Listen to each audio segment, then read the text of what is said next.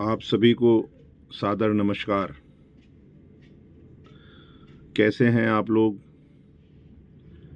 हनुमान जी की कृपा से सब कुछ ठीक हो, आपका परिवार, आप सब मस्ती से हों, निरोग्य हों।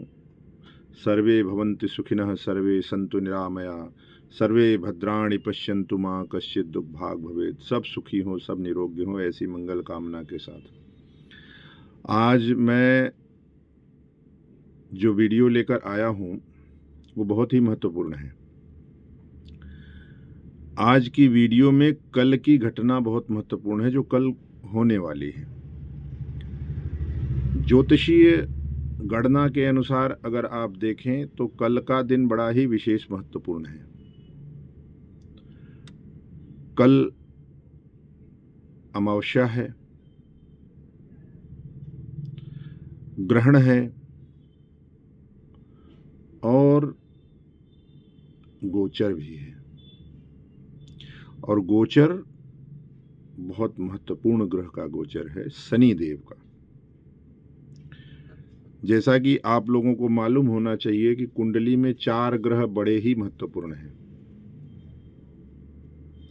4 ग्रहों में शनि सबसे विशेष महत्वपूर्ण इसलिए है क्योंकि शनि एक राशि में 2.5 वर्ष का समय व्यतीत करता है।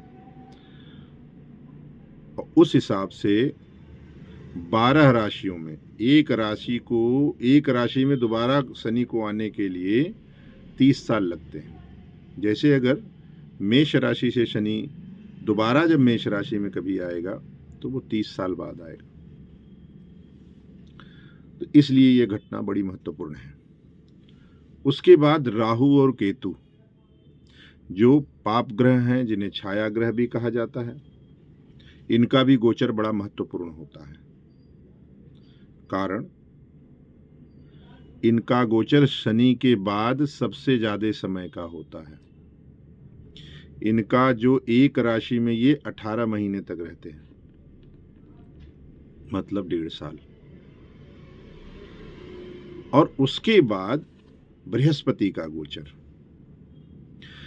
गुरुदेव का। गुरुदेव एक राशि में 1 साल रहते हैं और 12 राशियां होती हैं, तो एक राशि में दोबारा आने के लिए इनको 12 वर्ष का समय लगता है। तो जब कुंभ लगता है, पूर्ण कुंभ जब होता है, तो समझ लीजिए कि आप बृहस्पति की एक साइकिल पूरी हो गई है। तो खगोलीय घटना में बृहस्पति को वैक्यूम कहा जाता है और ज्योतिष भाषा में गुरु सबसे महत्वपूर्ण ग्रह है। किसी को संभालना, किसी को दिशा दिखाना। और गुरु बहुत बुरा करेगा तो भी सोने के डंडे से मारता है। तो कहीं न कहीं अगर गुरु की दशा महादशा में आपको लगता है कि चीजें थोड़ी ठीक नहीं चल रही हैं, तो आप धैर्य रखें, धर्मयुक्त कार्य करते रहें। गुरु मारता भी है तो तारने के लिए मारता है। तो गुरु बड़ा विशेष महत्वपूर्ण है।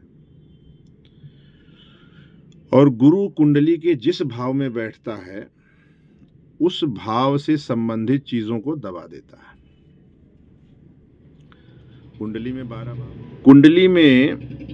12 भाव अलग अलग चीजों के होते हैं। पहला भाव किसी चीज का, दूसरा भाव किसी चीज का, तीसरा भाव, ऐसे 12 भाव अलग अलग व्यवस्थाओं के हैं, जिसमें से पहला भाग रिसीवर है, बाकी सारे भाग गिवर हैं। पहला भाग आप हैं क्योंकि आप ही रिसीवर हैं। बाकी 11 भाव आपके लिए हैं और वो आपको देते हैं, चाहे वो दुख हो, सुख हो, कष्ट हो, व्याधि हो, वो आपको मिलता है। पहले भाव को सारे भाव देते हैं। बहुत ध्यान से इस बात को समझ लेंगे तो बहुत सारी चीजें आसान हो जाएंगी। अब आप देखिए कि जो कल गोचर होने जा रहा है, अभी शनिदेव कुंभ राशि में, जो अपनी स्वराशि में है, कुंभ राशि में है, काल पुरुष की कुंडली में 11th हाउस में। काल पुरुष की कुंडली जो होती है वो मेष राशि की होती है, 1 से शुरू होती है, पहला भाव 1 होता है, 2 3 4 5 ऐसे एंटी क्लॉकवाइज चलता है। आज के गोचर के हिसाब से अगर आप देखें, आज की जो गोचरीय व्यवस्था है हम आपको दिखाना चाहेंगे, इसको आप देख सकते हैं। आज की जो गोचरीय व्यवस्था है वो ये है, काल पुरुष की कुंडली हमने बनाई है और काल पुरुष की कुंडली में ये है गोचरीय व्यवस्था।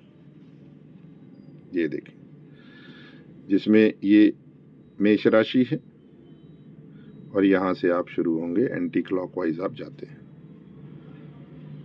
तो इस समय जो मीन राशि में ऑलरेडी कई सारे ग्रहों का गोचर हुआ है, तो कई सारे ग्रह उसके अंदर पहले से ही मौजूद हैं, जिसमें बुध है, सूर्य है, शुक्र है और राहु है। राहु जो पिछले 11 महीने, 10.5-11 महीने से है। तो अब गोचर लगभग कल 8 से 9 बजे के बीच में होने वाला है। शनिदेव अपनी स्वराशि कुंभ राशि को छोड़कर मीन राशि में प्रवेश करने वाले हैं, काल पुरुष की कुंडली के 12th हाउस में। लेकिन आपकी कुंडली अलग लग्न की हो सकती है। काल पुरुष की कुंडली मेष लग्न की होती है। अब आपकी अलग लग्न अलग राशि होगी। तो चाहे आप चंद्र राशि देखिए, चाहे आप लग्न कुंडली अपनी देखिए, तो आप देखिए कि किस हाउस में आपका, कौन सा हाउस में शनि का गोचर हो रहा है। वो तो मुझे पता है, मैं भी बता दूंगा आपको, और आप खुद भी देख सकते हैं। तो ये शनि का गोचर इसलिए महत्वपूर्ण है क्योंकि राहु पहले से ही बैठे हुए हैं और बाकी जो ग्रह, अभी मैं कुछ बता रहा था आपको, तो ये 4 ग्रहों को छोड़कर और बाकी ग्रह जो हैं वो ज्यादा से ज्यादा 1 महीने तक रहते हैं एक राशि में। बाकी वो परिवर्तनशील हैं, जल्दी जल्दी परिवर्तन करते हैं। बुध हो गया, चंद्रमा हो गया, सूर्य हो गया, शुक्र हो गया, तो ये सब जो है ना जल्दी जल्दी परिवर्तन करते रहते हैं। परंतु ये 4 राशियां जो हैं काफी दिन तक एक राशि में रुकती हैं, तो इनका प्रभाव बहुत विशेष होता है, क्योंकि जो प्रभाव होगा वो अगले कई दिनों के लिए होगा, साल के लिए, 1.5 साल के लिए या 2.5 साल के लिए। तो इसलिए बहुत महत्वपूर्ण होता है और इसके बारे में लोगों को जागरूक होना चाहिए। और इनकी दशा और महादशा अगर हो तो उसमें इनकी प्लेसमेंट के हिसाब से ये फल देते हैं। तो जिस भाव, कुंडली के जिस भाव में शनि का गोचर हो रहा है वो 29 तारीख को हो रहा है रात को, जिसमें राहु पहले से बैठे हुए हैं। तो राहु शनि के साथ मिलकर जो है ये पिशाच योग का निर्माण करेंगे। चूंकि शनि न्याय के देवता हैं, तो जो अभी तक आपके कर्म रहे हैं उसका फल लेने का समय आ गया है, वो फल अच्छा हो या बुरा हो। गुरु के घर में जा रहे हैं, गुरु के घर में कोई भी जाता है तो बहुत बदमाशी नहीं कर पाता, क्योंकि गुरु सबको डांट डपट के रखते हैं। तो अगर आपने अच्छे कर्म किए हैं तो उसका फल लेने के लिए तैयार हो जाइए, शनिदेव उसका फल देंगे। गुरु जिस भाव में बैठते हैं उस भाव से संबंधित चीजों को दबा देते हैं, परंतु जहां गुरु की दृष्टि होती है जिस भाव पर, वहां उसको वृद्धि करते हैं वहां की। जैसे गुरु आपके फर्स्ट हाउस में है तो गुरु की 2 दृष्टियां हैं, सबकी दृष्टि होती है, 7वें सब अपने से 7वें सब सीधी दृष्टि से देखते हैं। इसके अलावा 2-2 दृष्टियां मिली हुई हैं इनको, गुरु को मिली हुई है, मंगल को मिली हुई है, शनि को मिली हुई है। तो गुरु जो है अपने से 7वें तो देखता ही है, 5वें और 9वें भी देखता है। तो अगर फर्स्ट हाउस में गुरु है तो आपको स्वास्थ्य संबंधी समस्या दे सकते हैं, लेकिन आपका एजुकेशन, आपके बाल बच्चे बहुत बढ़िया रहेंगे। इसके अलावा आपका पार्टनर वो भी बहुत बुद्धिमान होगा, और फिर उसके बाद आपके पिताजी के ऊपर बहुत विशेष कृपा होगी। आपका भाग्य, आपका लक आपका साथ देगा। तो ये दृष्टि का प्रभाव होता है। लेकिन वहीं अगर शनि की बात करें तो शनि जिस भाव में बैठता है वहां तो वृद्धि करता है, परंतु शनि की जो दो और दृष्टियां हैं, तीसरी और 10वीं, तो अपने से तीसरा, 7वां और 10वां, ये 3 स्थान पे जो देखेगा, जिस भाव में कुंडली के जिस भाव में आपके प्रवेश कर रहे हैं शनि, वहां तो वृद्धि करेंगे, वहां उस भाव से संबंधित चीजों में वृद्धि करेंगे, लेकिन जहां दृष्टि उनकी पड़ेगी वहां पे वो उस भाव को दबाते हैं, या उस भाव से संबंधित चीजों में तकलीफ, कठिनाई या देर से काम होना, इस तरीके का काम होता है। तो अभी काल पुरुष की कुंडली के हिसाब से बताते हैं। आप लोग अपनी अपनी कुंडली के हिसाब से मुझसे अगर कमेंट में पूछेंगे तो मैं जरूर बताऊंगा आपको, और अगर आप कुछ समझना चाहते हैं तो ये इस बात को समझ लें जो मैं बता रहा हूं। तो जैसे काल पुरुष की कुंडली में शनि मेष फर्स्ट हाउस में है, उसमें अगर शनि बैठता है तो शरीर से संबंधी समस्या दे सकता है। आपको कोई हड्डियों से संबंधित रोग दे सकता है, आपके सर से संबंधित कोई रोग दे सकता है, आपको कैल्शियम की कमी हो सकती है, इस तरीके की आपके एक्सीडेंट के चांसेस हो सकते हैं, और आप हृष्ट पुष्ट हो सकते हैं। अगर आपकी जन्म कुंडली में शनि अच्छे स्थान पे है तो ये गोचर का लाभ आपको होगा। आपके स्वास्थ्य में वृद्धि होगी, आप बलिष्ठ होंगे, आप प्रभावी होंगे। थोड़े बहुत चांसेस जो होंगे इसके हो सकते हैं अगर आपकी जन्म कुंडली में शनि की व्यवस्था ठीक नहीं है, शनि का प्लेसमेंट ठीक नहीं है वो, और अगर आप शनि से संबंधित चीजों में लापरवाही बरतते हैं तो ये समस्या हो सकती है। लेकिन शनि की अगर दृष्टि की बात करें तो शनि की दृष्टि काल पुरुष की कुंडली में अगर फर्स्ट हाउस में शनि है तो उसकी पहली दृष्टि जाएगी तीसरे भाव पर, जो आपके पराक्रम का भाव है, जो आपके पड़ोसी का भाव है, जो आपके बुध का घर है इसलिए वाणी का भाव है। वाणी का भाव सेकंड हाउस भी होता है, लेकिन क्योंकि वो बुध का घर है, बुद्धि का भी भाव है, तो ऐसी चीजों में जब वहां शनि दृष्टि डालेगा तो आपके पराक्रम संबंधी, आपके पड़ोसी संबंधी इस तरीके की समस्याओं को देगा। और उसकी 7वीं दृष्टि आपकी आएगी 7th हाउस में, आपके पार्टनर से संबंधी, आपकी पत्नी के संबंधी चीजों में समस्या देगा। और उसकी 10वीं दृष्टि आएगी आपके कर्म भाव पर, 10th हाउस में। अब आप ये देखिए कि पराक्रम भाव आपका तीसरा है कि आप काम कैसा करेंगे, और 10वां भाव आपके कर्म का है कि आप कौन सा काम करेंगे, कैसा करेंगे और किस प्रकार से करेंगे। तो किस प्रकार से करेंगे ये 3rd हाउस है, और क्या करेंगे ये 10th हाउस है। तो पहले भाव को अच्छा करते हुए शनि जो है और 3 भाव में प्रयास करेगा कि दिक्कत हो। तो अब इसकी रेमेडी क्या है? अगर 3rd हाउस पे शनि की दृष्टि है तो आप अपने काम में सावधानी रखिए, समय का बहुत विशेष ध्यान दीजिए, क्योंकि समय के बड़े पाबंद हैं शनिदेव।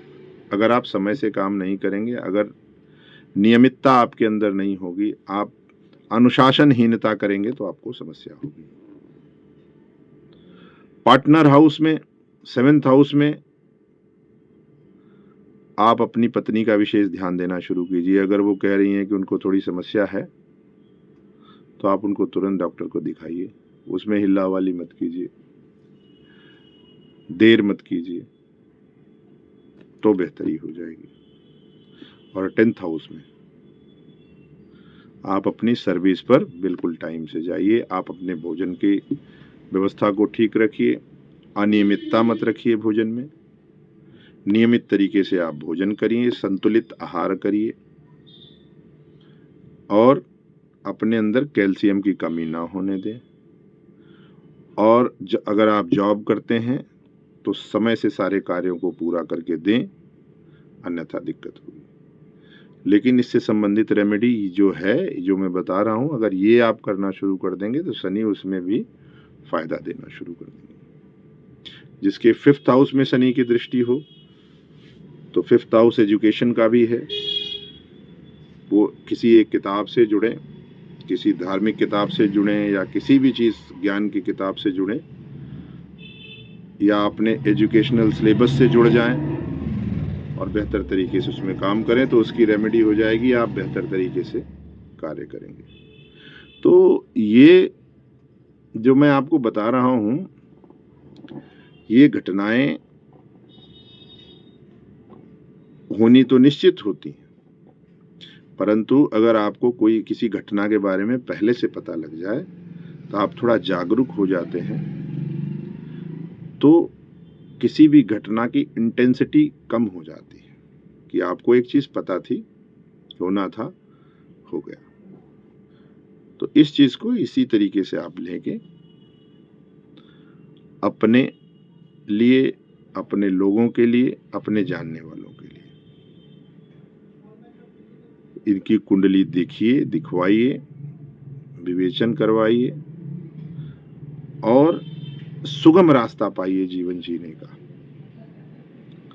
तो जीवन के सुगम रास्ते के लिए आप ज्योतिष का प्रयोग करिए। और मैं जो ये चीजें आपको बता रहा हूं, इसमें से बहुत सारी चीजें सच्ची होंगी। और एक चीज और बता दूं, कल शनि गोचर कर रहे हैं मीन राशि में, राहु पहले से हैं वहां पे, फिर राहु 18 मई को उनका गोचर होगा और वो आ जाएंगे कुंभ राशि में। क्योंकि राहु और केतु हमेशा वक्री होते हैं तो ये पीछे की तरफ चलते हैं, ये क्लॉकवाइज चलते हैं, बाकी सारे ग्रह एंटी क्लॉकवाइज चलते हैं। सारे ग्रह पीछे से आगे की तरफ चलते हैं या आगे से पीछे की तरफ चलते हैं। तो अभी प्लेसमेंट जो है, जहां पर शनि है वहां पे राहु आ जाएंगे 18 मई को, और शनि राहु के पास जा रहे हैं कल 29 मार्च को। तो 29 मार्च से लेकर 18 मई तक का जो समय है, लगभग 1 महीना 18 दिन का जो समय है, वो सभी के लिए थोड़ा कष्टकारी रहेगा। जहां पे बुद्धि भ्रमित होगी, इल्यूजन क्रिएट होगा, जिस भाव में राहु रहेंगे उससे अटैच करेंगे, उससे संबंधित शंकाएं पैदा करेंगे, उससे संबंधित इनसिक्योरिटी करेंगे। तो ये समय थोड़ा से संभल के चलने के लिए है। 29 मार्च से लेकर 18 मई तक का समय, क्योंकि दोनों ग्रह, शनि और राहु, दोनों ग्रह मिलकर पिशाच योग का निर्माण करेंगे और गुरु के घर में करेंगे। तो ये फ्रॉड से बचने का, फ्रॉड भी हो सकता है, कोई ऐसी स्कीम लेके आएगा कि बहुत कमा के 10 दिन में आप अरबपति करोड़पति बन जाएंगे, तो ऐसा कुछ होने वाला नहीं है। हो सकता है आपके साथ फ्रॉड हो जाए, तो फ्रॉड से बचे। ये 1 महीना 18 दिन का समय बहुत संभल कर चलने वाला है। और बहुत संभल कर अगर नहीं चलोगे तो धोखा खा जाओगे। तो सर्वप्रथम आप अपनी कुंडली में देखिए कि कौन से हाउस में ये गोचर होने जा रहा है।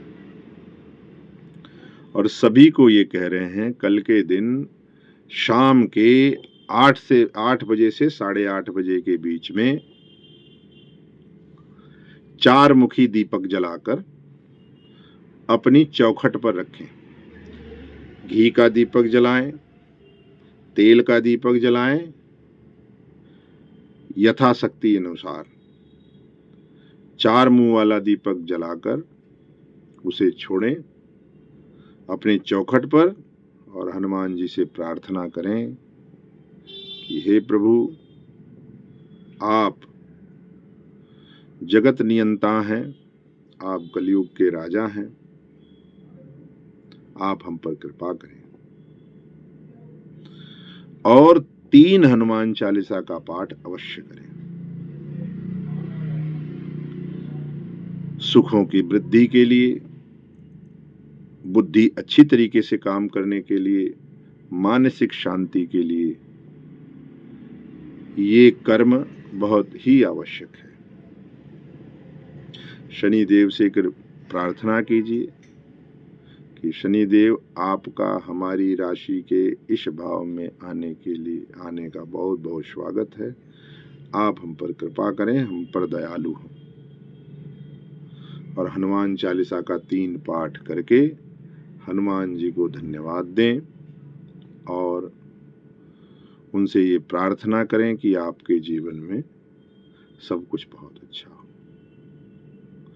बाकी अगर आपने मेरा चैनल सब्सक्राइब नहीं किया है तो इमीडिएट चैनल सब्सक्राइब करिए, बहुत अच्छा मुहूर्त है। और चैनल सब्सक्राइब करेंगे तो आपको ऐसी चीज़ें बराबर मिलती रहेंगी जो ज्योतिषीय घटनाओं से संबंधित चीज़ें हैं, वो आपको बराबर मिलती रहेंगी। बहुत बहुत धन्यवाद। सीता